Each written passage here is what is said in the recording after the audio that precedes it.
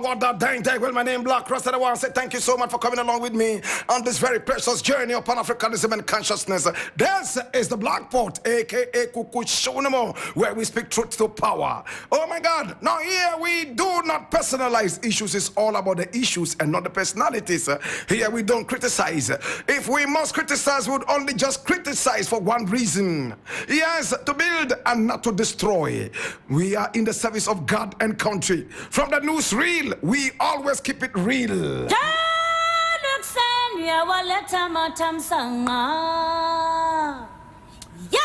Now, the very first story I am looking at today, my brother, my sister, is taken from Peace FM Online. And it says, you took bribes to approve Brian Champon. Now you are crying. The Soso slams NDC MP.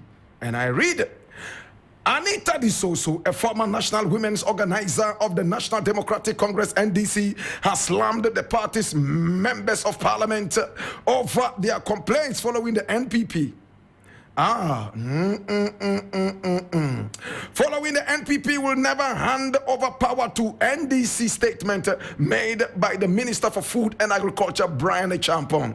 Speaking in an interview monitored by the Ghana Web on XYZ TV on Wednesday, April 12, 2023. This also said over 30 NDC MPs took bribes to approve Brian's appointment as agricultural minister against the wishes of Ghanaians and the party's orders, but are now crying over these comments. She added that the NDC MPs should be ashamed for approving a champion because they are voting for him in their numbers is what has emboldened him to speak the way he did.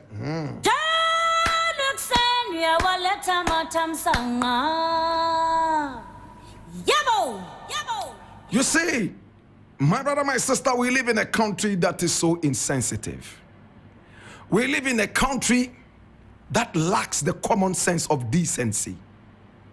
If this was a country where it is salt, we would be investigating which MPs took the bribe. Because bribery is criminal. It doesn't matter which party is taking the bribe or which party is offering the bribe. The bribe taker and the bribe giver are both guilty of criminality. That is what we have to look at first and foremost. Now, this is our parliament. My brother, my sister, the other day, some people were dragged before the parliament for saying that parliamentarians, 80% of them smoke marijuana.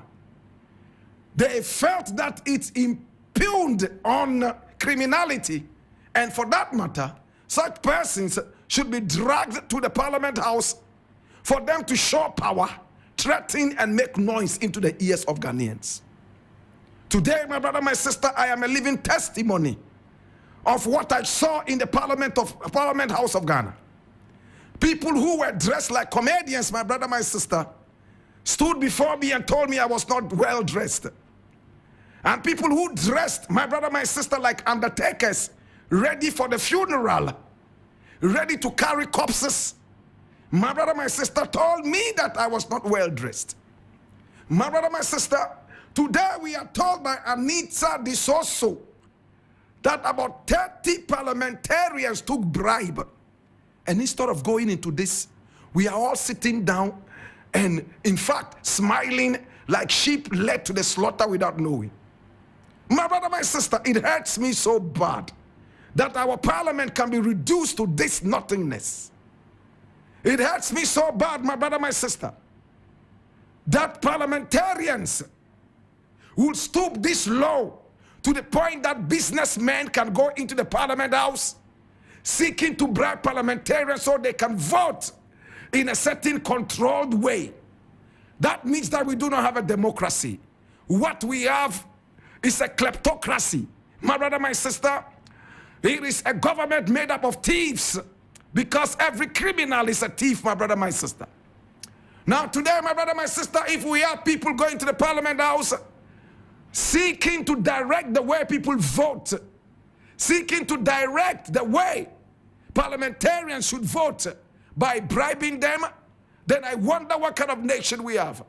What nation are we going to bequeath as a legacy to those who are coming after us? What kind of nation did we inherit from our ancestors? What are we giving back to the next generation? Is it a parliament of bribe takers and bribe givers? It hurts me, my brother, my sister. I told my friend. So today you don't know me because of politics. I told my friend, at the end of the day, the guy was passed. We all saw how some of these MPs who were being vetted did not even understand exactly what ministry they were going to head. Yet they passed them at the end of the day. We all saw how arrogant some of the MPs were when they were being vetted. We all remember Ajua Safo. When Ajua Safo went in there, the arrogance, my brother, my sister, was more than the arrogance of Satan. She had a baby at home. And for that matter, we should sacrifice the nation and interview her for 2 minutes when we should be interviewing her for 2 hours to find out exactly what she'll be doing for the people of Ghana. Why did she not bring the baby to the vetting? Or better still, why did we not go to her house to vet her there? My brother, my sister, we should never ever compromise quality. In this nation, we are so quick to cut corners, and that is what is killing us. Now you took bribes to push Brian Achampong in there, and now he's on a ranting spree. None of you can control him. Now those of you who took the bribe, he's telling you that he will never hand over power to you. After all, you are all sellouts. What a nation. That is why some people say NDC and NPP are the same bribe takers and same bribe givers. Fire burn them, my brother, my sister. When I think about them and I look at the next generation, I am forced to cry. To God be the glory.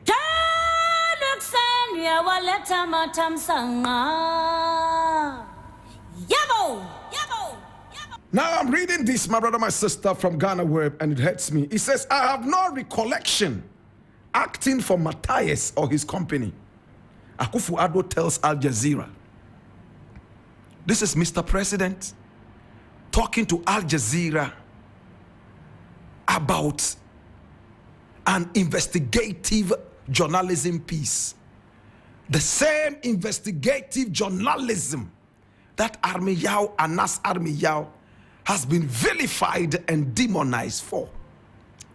I didn't know investigative journalism was anything to go by. After what we did to Anas Armiyao Anas, we blatantly, in broad daylight, my brother, my sister, vilified him and demonized him. We called for assassins on his members, and we saw one of them gunned down in broad daylight. We saw how some people swore that they would make some people go to jail, or else they would drink poison. Today they can't find the poison. It's lost. My brother, my sister, this is what Mr. President is saying. He does not know Matthias. But who is Matthias at all? I read just the first 2 paragraphs and I'll be okay.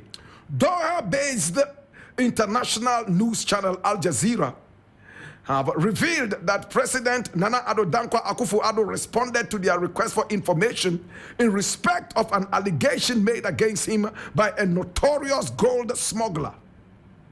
The self-acclaimed smuggler Canadian Alistair Matthias is on record as saying Akufo-Addo was his friend and lawyer while speaking to undercover agents in a 4-part documentary on Zimbabwe known as Gold Mafia.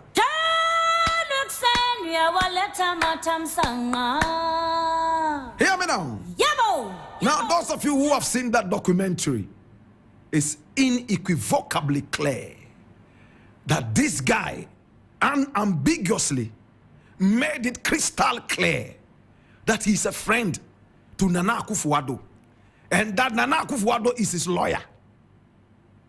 I don't doubt him. I certainly do not doubt him. If Otumfuo himself can reward this guy at the ceremony, then he's somebody who has deep-rooted roots and corners in this country. Otumfuo and Nana Akufo-Addo, who is bigger? Tell me, I don't know. My brother, my sister, Otumfuo can sit down there and call Nana Akufo-Addo and Nana Akufo-Addo would go. I don't think that Nana Akufo-Addo will sit down and order Otumfuo to come over to him, even though that's what is supposed to be in a republic. It's not a kingdom anymore. My brother, my sister, if Alistair Matthias can be awarded at a ceremony by Otumfuo, as we have been made to know, then this guy has deep connections in this country. Do we have more that is lurking in the darkness? Nana Akufo-Addo is behaving like a smart guy. I wanted to use another word, but some people will misconstrue it and put me on a certain kind of pedestal, which I do not merit. So I will not go into that. Hear me now. Nana Akufo-Addo says he's not going to deny that he knows this guy, but all he can say is that he does not recollect knowing him, and at the same time, he doesn't recollect also representing him in the law courts ever. And I see a dumb argument going around. Somebody from Akufo-Addo's loins has come out to say what? Nana Akufo-Addo stopped public practice from 2000. That he stopped public practice somewhere in 2000. So what? So what? He stopped public practice in 2000. This is somebody called Kwao Esuman. He said the president has not been in private practice since 2000. So what? Do you know when Alistair knew this man? Do you know when they have been together? Do you know for how long they've been doing business? Do you know for how long they have known each other? If Otumfuo himself can give this criminal an award, then my brother, my sister, our country is for sale. Hey! A gold smuggling criminal. My brother, my sister, this is a guy who is going around doing money laundering. Yet the president is busily chasing money launderers in his government and sacking them. We all remember how Edu Boain was kicked out for money laundering and all that. We also was kicked out by the kind courtesy of Anas Admiyaw, Anas's investigative journalism. Today, the money launderers are being asked to stay aside. Yet, the biggest of them all, as alleged by Alistair Matthias, is still gallivanting around and telling people that I don't remember, I don't recollect knowing this guy. That means that you have a weak memory. The way you are not able to remember working with a sister, our country is up for sale. Criminals have inundated and we have no shame. It's so sad that even Nigeria, that is seen as in fact, Nigeria is the criminal capital of the world, as is being told. Alistair did not mention Buhari, but he came all the way to Ghana to mention the cleanest, in quotes, president, Nana Akufo-Addo, the man building a cathedral for God. You should all bow down your heads in shame. All those who took bribes at the Parliament House to vote in urchins and cockroaches. All those, very quickly, and I'm reading from my own Tree News, the most authentic source of news online. And it says, GES directs Ganasco headmaster and senior housemaster to step aside for probe into students sleeping in toilets video. I read just the 2 paragraphs and I'm done. Now, the Ghana Education Service, GES, has directed the headmaster and the senior house. The video ostensibly highlights the challenges in Ganasco in the face of a government's flagship free SHS program. Time without number. In my days, there was nothing like this going on. But when you have the friends of gold smugglers and thieves in power, when you have the friends of money launderers in power, when you have liars in power, my brother, my sister, they play gamble. They gamble with the people's lives. When I saw those videos, I couldn't believe it. I thought it was propaganda. I relegated it to the background until I saw the Ghana Education Service respond to this. And I am shocked to the core. Now the headmaster, I'm told, has been there for only 6 months. He's been asked to go home. Since when have these students been in that cubicle? Was this 6 months ago? or long before this headmaster took over? Can you tell me? Since when this headmaster took over the mantle of the school 6 months ago, the students have been there far longer than 6 months. Now the headmaster is yet to acclimatize himself with the surroundings. This is a huge school. I am not holding brief for this headmaster, neither am I holding brief for any senior housemaster. But listen, man, in this country, we have to be serious.